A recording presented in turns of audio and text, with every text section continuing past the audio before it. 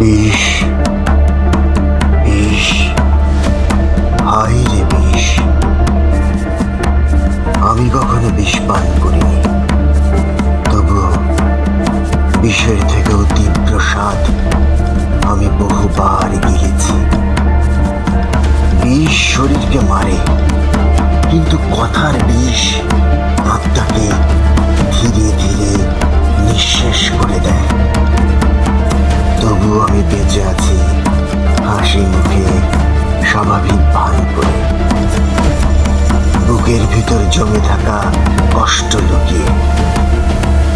কারণ আমি বুঝে গেছি, সব বিষের প্রতিষেধক হয়তো নেই, কিন্তু ধৈর্য, নীরবতা আর সময়, এই তিনটাই সবচেয়ে বেশি শক্তিশালী ঔষধ। যার জন্য আজও দাঁড়িয়ে আছি, ভাঙা মন নিয়ে, বিষাক্ত কথার দাগ নিয়ে, বুকে ব্যথা নিয়ে,